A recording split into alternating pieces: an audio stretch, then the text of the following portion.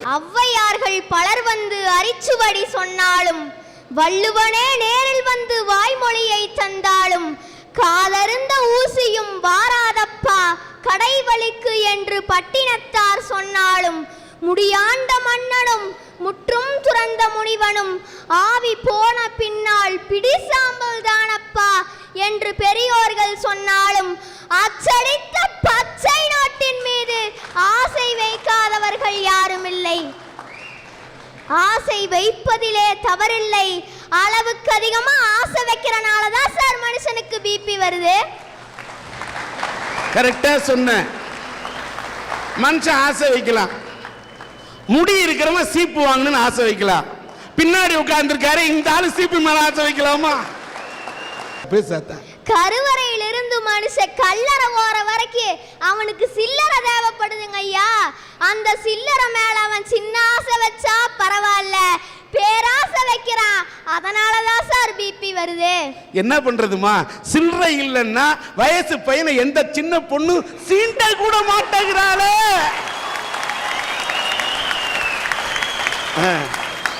இந்த உலகத்துல மனுஷனை தவிர எந்த ஜீவராசிக்கும் பிபி இல்லை சார், கொலஸ்ட்ரால் இல்லை சார், சுகர் இல்லை சார். பறக்க முடியாத பறவைகளையோ, நடக்க முடியாத கால்நடைகளையோ, நீந்த முடியாத மீன்களையோ நம்ம பார்க்க முடியுமா சார்? அங்க பாருங்க, ஒல்லியோ ஒரு யானை வருது, இங்க பாருங்க குண்டா ஒரு மான் வருதுன்னு சொல்ல முடியுங்களாங்க ஐயா? அதுக்கு மனுஷங்களை மாதிரி வேலைக்கு போயோ பிஸ்னஸ் பண்ணியோ சாப்பிடணுங்கிற அவசியம் இல்லைங்க. அதுக்கு மேட்ரிமோனியில விளம்பரம் கொடுத்து கல்யாணம் பண்றது இல்லைங்க. மெட்டர்னிட்டி லீவ் இல்லை, சிசேரியன் ஆபரேஷன் இல்லை, குழந்தைகள் காப்பகம் இல்லை, புயல் வெள்ள நிவாரணம் இல்லை. எந்த சிங்கமே வேட்டைக்கு வந்தா நான் சிங்கம் சிங்களாத்தான் வருவன்னு வசனமெல்லாம் பேசுறது இல்லைங்க ஐயா. கட்சி இல்ல, கொடி இல்ல, நாடு இல்ல, அரசாங்கம் இல்ல. பெட்ரோல் இருக்கிற நாட்டில் ஒரு சின்ன பிரச்சனையினாலும் படை அனுப்பலாம். பெட்ரோல் இல்லாத நாட்டில் 1,00,000 பேர் ஒரே நாள்ல செத்தாலும் வேடிக்கை பார்க்கலாம் நினைக்கிற ஐநா சபை இல்ல சார்.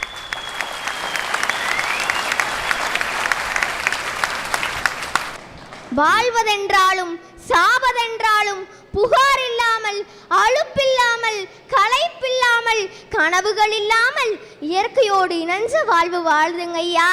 நல்ல வேளை அதுகளுக்கு பணம்னு ஒன்று அவசியப்படலை. ஒரு சின்ன சிட்டுக்குருவியிலிருந்து எல்லா பறவைகளும் அதிகாலை நேரத்தில் கதிரவனை வரவேற்று தன்னுடைய நாளை ஆனந்தமான குதூகலமான பாட்டோடு தொடங்குதுங்க ஐயா. ஆனா 6 அறிவு படைச்ச மனுஷன், உலக உயிர்களுக்கெல்லாம் தான் தான் தலைவன் சொல்ற மனுஷன், எல்லா உயிரையும் படைக்க முடியுமோ இல்லையோ அழிக்கிறதுக்கு அணுகுண்ட தயார் நிலையில வச்சிருக்கிற மனுஷன் தன்னுடைய நாளை ஆனந்தமான பாட்டோடு தொடங்குறானாங்க ஐயா. ஆமா, பாட்டோடு தாங்க ஐயா தொடங்குறான்.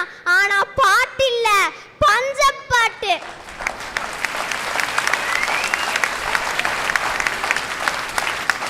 அதனாலதான் சார் இன்றைய வாழ்க்கை முறையில ரத்த அழுத்தம், மன அழுத்தம் போன்ற பிரச்சனைகள் வருவதுன்னா அதற்கு காரணம் அளவுக்கு அதிகமான ஆசையே.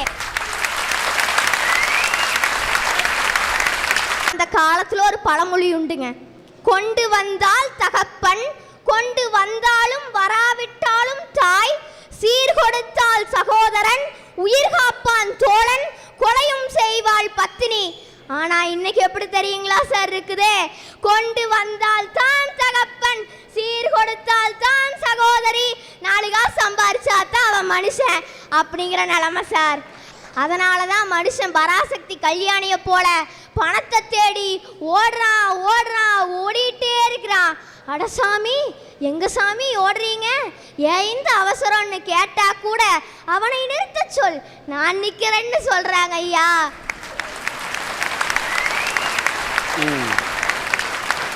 அம்பானியும் ஓடுறாரு, அசிம் பிரேம்ஜியும் ஓடுறாரு, நாராயணமூர்த்தியும் ஓடுறாரு, டாட்டாவும் ஓடுறாரு, பேட்டாவும் ஓடுறாரு, ஏன் பில்கேட்ஸும் ஓடுறாரு. இவ்வளோ பெரிய மாரத்தான் ரேஸ்ல இந்த இடைவிடாத ஓட்டத்தினாலையும் போதுங்கிற மனம் இல்லாதனாலையும் தான் சார் பிபி வருது.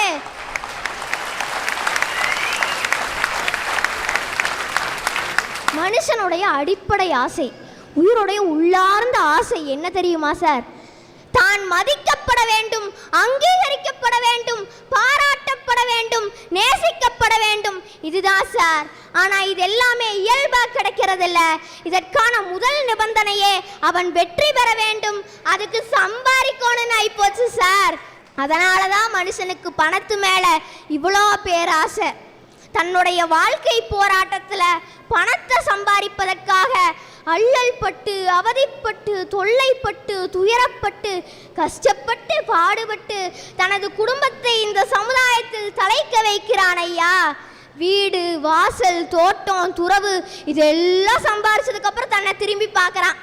அப்பதாங்க ஐயா அவனுக்கு தெரியுது இதெல்லாம் மற்றவங்களுக்கு சேர்த்த சொத்து, அவனுக்கு அவனே சேர்த்த சொத்து தாங்க ஐயா பிபி, கொலஸ்ட்ரால் இதெல்லாம். ஒரு தாட்டி கவியரசு கண்ணதாசன் கிட்ட போய் கேட்டாங்க, இந்த உலகத்திலேயே யாரு உண்மையான பணக்காரன்னு. அதுக்கு அவர் சொன்னாரு, யாருக்கு சாப்பிட்ட சாப்பாடு சரியா செரிக்குதோ, யாருக்கு படுத்த உடனே தூக்க வருதோ அவன் தான் உண்மையான பணக்காரன்னு சொன்னாரு சார். ஆனா இது ரெண்டுமே இல்லாம தான் சார் நிறைய பேர் வாழ்ந்துகிட்டு இருக்காங்க. பிபி யாருக்கு சார் வருது? வயல்ல கஷ்டப்பட்டு வேலை செய்யற உழைப்பாளிக்கு வருதா சார் பிபி? இல்ல 5க்கும் 10க்கும் மறை வயிற்று கஞ்சிக்கும், பிஞ்சு குழந்தைக்கு கொஞ்சம் பாலுக்கும், காய்ப்பவன் தோட்டுக்கும் மறைப்பவன் தாளிக்கும், கும்பி எரிய குடல் கருக வேகாத வெயிலிலே பாடுபட்டு கொண்டிருக்கும் கோடிக்கணக்கான ஏழை எளிய மக்களுக்கு வரா சார் பிபி? இல்ல சார். மாட மாளிகையிலே, கூட கூபரத்திலே, மாணிக்க கட்டிலே, மரகத தொட்டிலே, பட்டு மஞ்சத்திலே, பாதாம் பருப்பிலே வளர்றவங்களுக்கும் அந்த நிலைமைக்கு நாமளும் சீக்கிரம் போகணும்னு பேராசைப்படுற நடுத்தர வர்க்கத்துக்கும் தான் சார் வருது பிபி. ஐயா, மண்ணாசை, பெண்ணாசை, பொன்னாசை இந்த 3 ஆசையுமே சீக்கிரமா நிறைவேற நம்ம நாட்டுல 2 வழிதாங்க ஐயா இருக்குது. என்ன வழி கண்ணு? ஒன்னு அரசியல். நோட்டை கொடுத்து ஓட்டு வாங்கி ஜெயிச்சுட்டு கோட்டைக்கு போய் பதவி இருக்கிற வரைக்கும் பண வேட்டையாடி, அப்பப்பா இன்னும் 10 வருஷத்துல இந்த நாட்டுல ஏதாவது மிச்சம் இருக்குமானே சந்தேகமா இருக்குதுங்க ஐயா. வரைக்கும் விஷயம் தெரிஞ்சு போச்சா?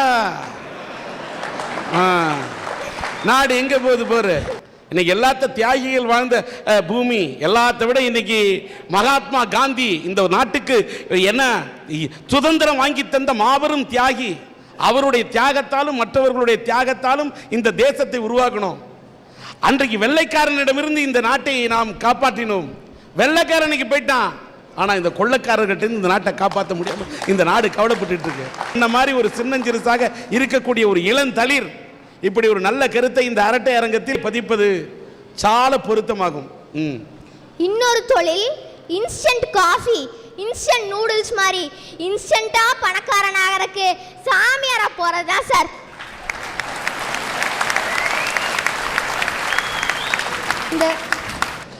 ஒரு காலத்தில் சாமியார்லாம் சாப்பாட்டுக்கு வழி இல்லாமல் எனக்கு எதுவுமே வேணாம், அம்மா சோறு சாப்பிட்றீங்களா சாமின்னா, அதெல்லாம் வேணாம் தாயே கொஞ்சம் கஞ்சிதா தாயே அப்படின்னா.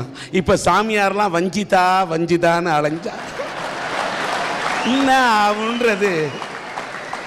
சொல்லு கண்ணு, சொல்லு சொல்லு சொல்லுமா சொல்லு. இந்த 2 தொழிலுக்குமே வாயு பொய்யும் தான் சார் மூலதனம்.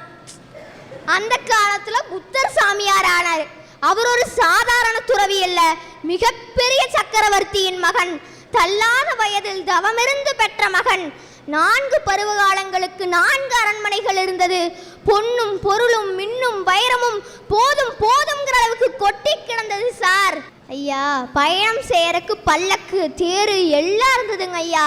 ஆனா இதையெல்லாம் வேண்டான்னு சொல்லிட்டு 29 வயசுல ஒரு பௌர்ணமி இரவுல கந்தலாடை உடுத்திட்டு கையில ஓட்டெடுத்துட்டு போய் மரத்தடியில் உட்கார்ந்தாருங்க ஐயா. ஆனா இன்னைக்கு மரத்தடியில் உட்கார்ந்து இருக்கிறவன், கந்தலாடை உடுத்தி இருக்கிறவன் பப்பு வேகல, டப்பு தேரலன்னு தெரிஞ்சொன்னே கலற்றா வெள்ளைய மாற்றா காவியன்னு சொல்லிட்டு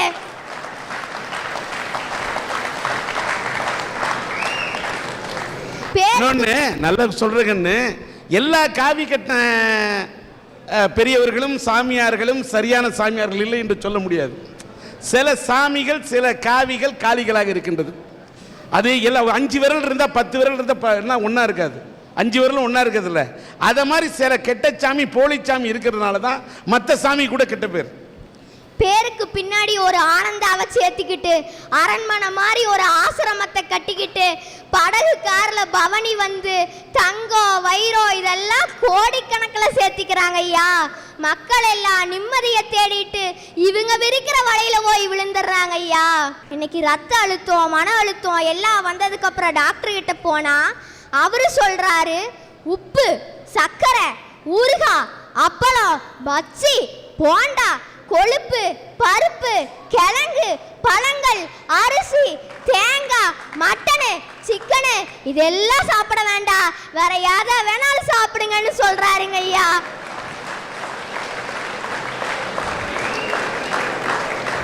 அதுக்கு ஒருத்தன் சொன்னான், டாக்டர் சொன்னார் இதெல்லாம் சாப்பிடாம இருந்தீங்கன்னா நீங்க இருக்கலாம். அது கொஞ்சம் சொன்னா இதெல்லாம் சாப்பிடாம இருக்கிறத விட நான் சாப்பிட்டு செத்து போயிடுறேன்ட்டேன்.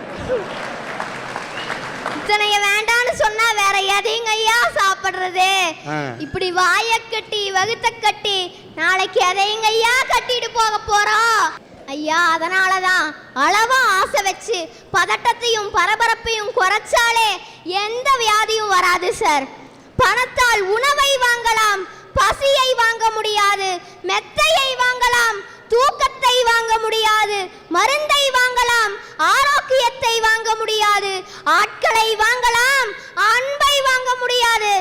100 ரூபாயில் நிறைவை காண்பவன் வாழத் தெரிந்தவன், கோடி ரூபாயிலும் குறையை கண்டவன் வாழ்வை இழந்தவன்.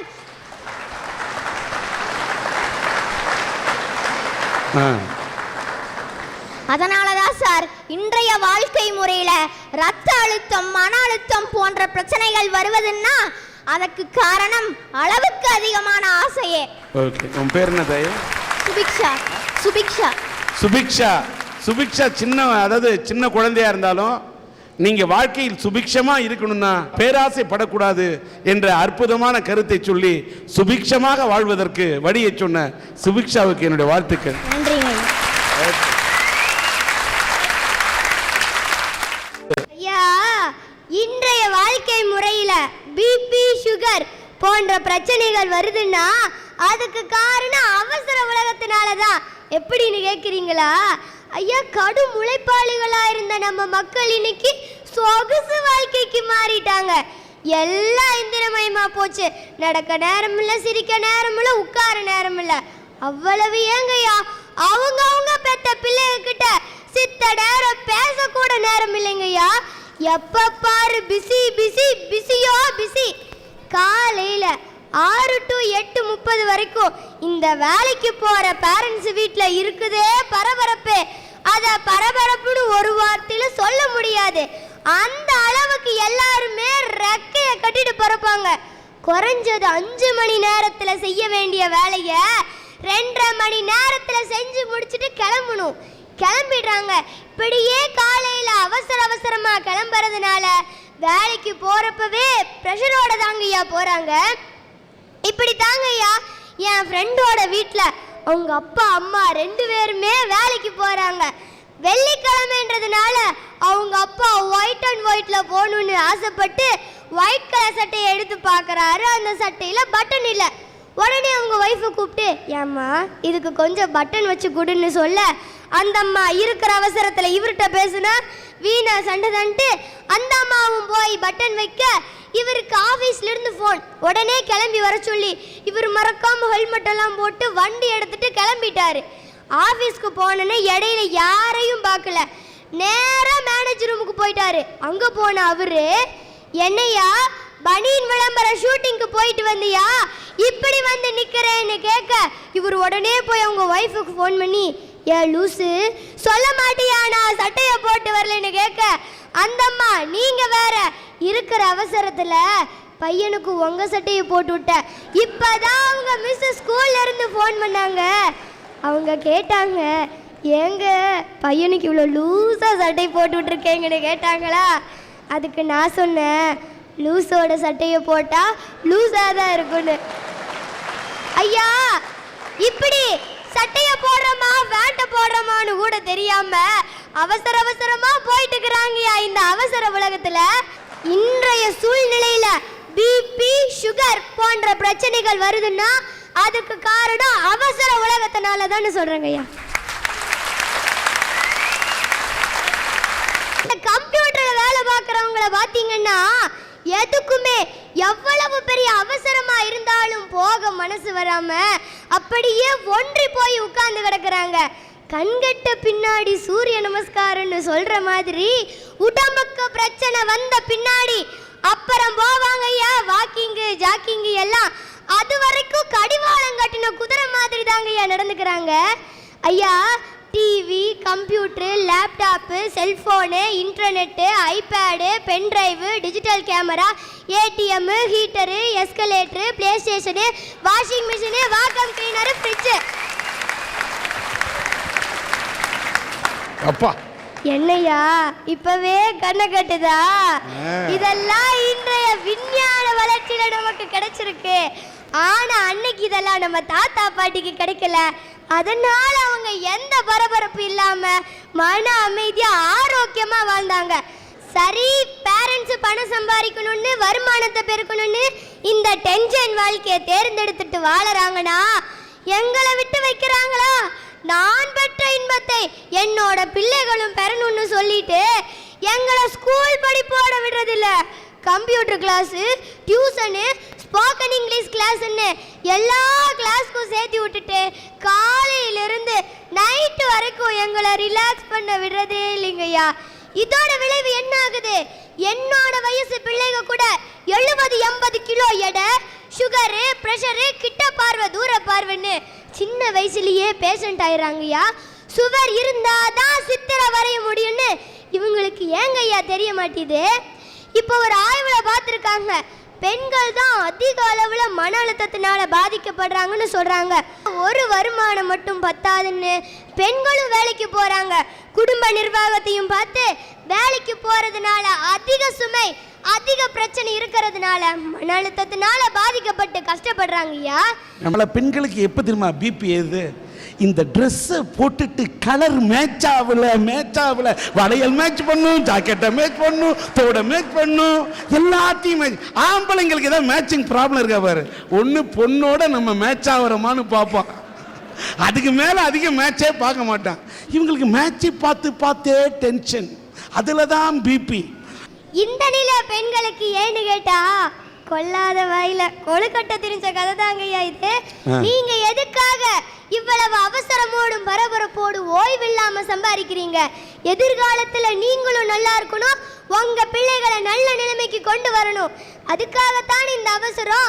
நீங்க நினைச்ச சொத்தையும் பணத்தையும் சேர்த்திடுறீங்கய்யா. ஆனா கூடவே சுகரையும் பிரஷரையும் சேர்த்து சம்பாரிச்சுக்கிறீங்க. இன்னைக்கு ரிட்டைர்மெண்ட்டுக்கு அப்புறம் எத்தனை பேருங்கய்யா நல்ல சாப்பாடு சாப்பிட்றாங்க சொல்லுங்க பார்க்கலாம். பெரும்பாலான பேர் பத்திய சாப்பாடு தாங்கய்யா சாப்பிட்றாங்க. எல்லாமே இருக்கும், ஆசைப்பட்டதை சாப்பிட முடியாம தவிச்சிட்டு இருக்கிறாங்களே. இந்த அவசரமும் பரபரப்பு நமக்கு தேவைதானா? சிந்திச்சு பாருங்க ஐயா. மித வேகம் மிக நன்று. இது வாகனம் ஓட்டுறவங்களுக்கு மட்டும் இல்லைங்க ஐயா, வாழ்க்கைய ஓட்டுறவங்களுக்கும் தான். இன்றைய சூழ்நிலையில பிபி சுகர் போன்ற பிரச்சனைகள் வருதுன்னா அதுக்கு காரணம் அவசர உலகத்தினால தான் சொல்றேங்க ஐயா. அற்புதம் அற்புதம். உன்னை பார்த்தால் நீயோ வாண்டு, ஆனால் வாழ்க்கையை எப்படி வாழ வேண்டும் என்பதை கற்றுக் கொடுப்பதற்கு வந்த ஜேம்ஸ் பாண்டு என்று சொல்லக்கூடிய அளவுக்கு வாழ்க்கையை அப்படியே சுத்தி கித்தி அலசி கண்டுபிடிச்ச. வாழ்க வளர்க.